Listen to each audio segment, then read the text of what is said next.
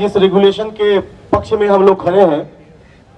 यह हमें मालूम होना चाहिए कि जो मौजूदा सरकार है केंद्र में, सरकार ही ये बिल लेके आई है। सुप्रीम कोर्ट के डायरेक्शन पे यूजीसी ने ये कानून बनाया। ये कानून किसी के घर में नहीं बना है। फिर चंद लोगों ने जो नहीं चाहते कि इस देश में बराबरी हो, सुप्रीम कोर्ट में रिट पिटीशन डाला और सुप्रीम कोर्ट में स्टे करवा दिया। अब सबसे बड़ी बात, जो मजेदार बात जो मैं आपको बताने जा रहा हूं, वो ये है कि जब केंद्र सरकार को अपना पक्ष रखना है सुप्रीम कोर्ट में, तो कौन रखेगा? केंद्र सरकार का जो वकील होगा, यानी सॉलिसिटर जनरल ऑफ इंडिया रखेंगे। तो पिछली तारीख पे सॉलिसिटर जनरल ऑफ इंडिया जो सरकार का पक्ष यानी इस बिल का पक्ष रखते हैं, वो चुप रहे, मौन रहे हैं। ये दुख की बात है।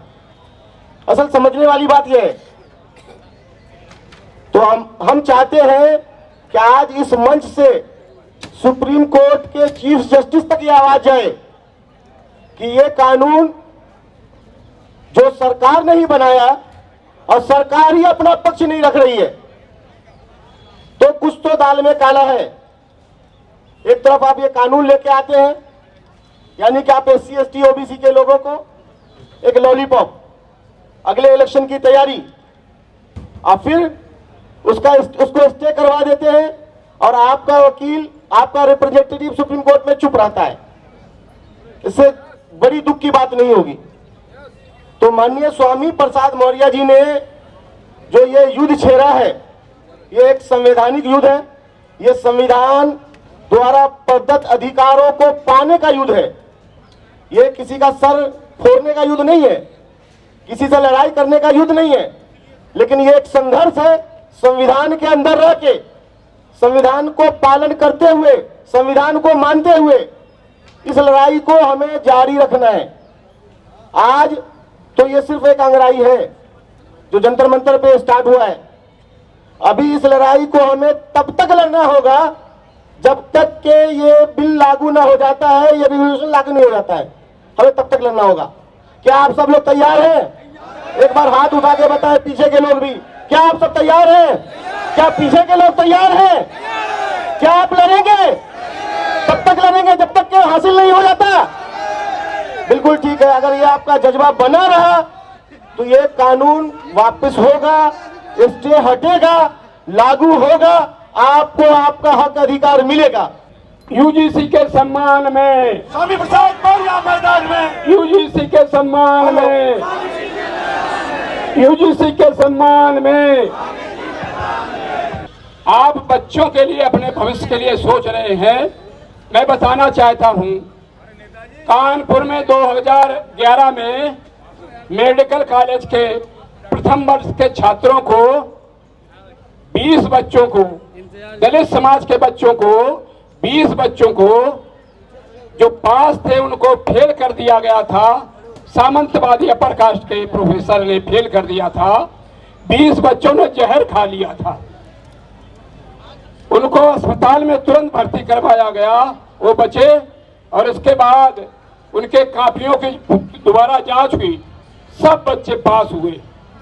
मेरे प्यारे भाइयों, ये एक नहीं, ये हमारे बच्चों के साथ ही नहीं, मैं आपको बताना चाहता हूं कि जब देश का सबसे सर्वोच्च पद होता है राष्ट्रपति का, जब हम कानपुर के रहने वाले हैं, हमारे सामने कानपुर में भोगनीपुर से हमारे रामनाथ कोविंद जी, वो भी वहीं से चुनाव लड़े थे, हम भी वहीं से चुनाव लड़े थे।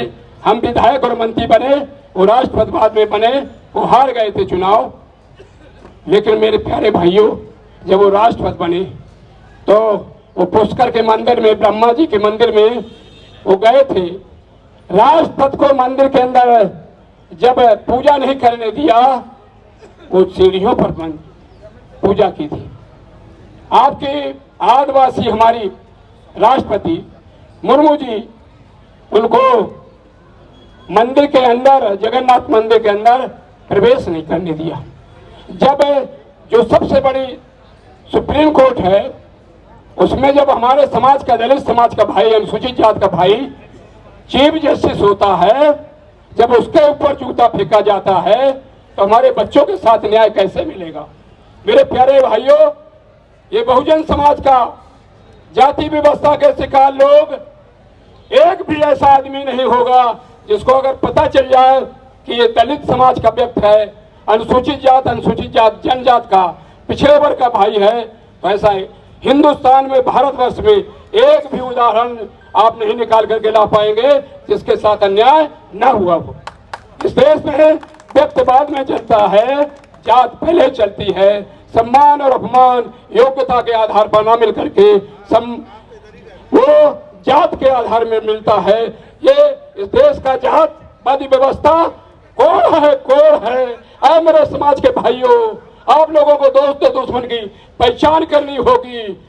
आज ये जो घड़ियाली आंसू बहाते हैं, हमारे महापुरुषों का नाम लेकर के नारा लगाते हैं, हमारा वोट ले करके इतने सांसद बन जाते हैं, विधायक बन जाते हैं, पार्लियामेंट के विधानसभा के अंदर एक भी आवाज उठाने का हिम्मत नहीं करता है। मैं आप लोगों से पूछना चाहता हूं, 2027 बहुत नजदीक है, मात्र 9 महीने के अंदर चुनाव का डिक्लेयर होने वाला है और हमारा लक्ष्य बहुत बड़ा है। मैं आप लोगों से पूछना चाहता हूं कि जितनी पार्टियां हैं जो यूजीसी का समर्थन नहीं कर रही हैं, क्या उनको हम लोगों को वोट देना चाहिए? हम लोगों को वोट किसको देना चाहिए? उत्तर प्रदेश का मुख्यमंत्री किसको बनाना चाहिए? आप लोग हाथ उठा करके ईमानदारी से बताइए। स्वामी प्रसाद मौर्य, स्वामी प्रसाद मौर्य, स्वामी प्रसाद मौर्य, स्वामी प्रसाद मौर्य जी संघर्ष करो, स्वामी प्रसाद मौर्य जी संघर्ष करो, हम आपके साथ हैं। सम्मानित भाइयों, मानवर कांसी राम साहब के जाने के बाद, जिस तरह से बाबा साहब के निधन के बाद पूरा वैकम हो गया था, 18 मार्च 1956 को आगरा में बाबा साहब का अंतिम भाषण हुआ था। उसमें बाबा साहब बहुत बड़े संवेदना के साथ कहा था कि मेरे समाज के भाइयों, मैंने बड़े कर मुसीबत से इस कारवा को यहाँ तक लाया है। मेरे 4 बच्चे इलाज के अभाव में, देख रेख के अभाव में मर गए। मेरी पत्नी 37 वर्ष की अवस्था में टीबी के मरीज होकर के मरी। मेरे प्यारे भाइयों, उन्होंने दुख व्यक्त किया था, ये मेरे समाज के भाइयों, मैं जिनके लिए कुछ करना चाहता था उनके लिए नहीं कर पाया। पढ़े लिखे लोगों ने मेरा धोखा दिया है। इस देश में 65% लोगों के पास 1 इंच जमीन नहीं है किसी की, वो फूस के झोपड़ी में रहते हैं। मेरी चाहत थी कि इनको भी मैं अपने पैरों पर खड़ा करूं, लेकिन मेरा अंतिम समय है, मेरा स्वास्थ्य खराब हो रहा है। अरे मेरे समाज के भाइयों, हो सके तो इसको आगे ले जाना, आगे ना ले सकना तो यहीं पर छोड़ देना। कोई ना कोई ऐसा महापुरुष आएगा जो इसको आगे ले जाएगा।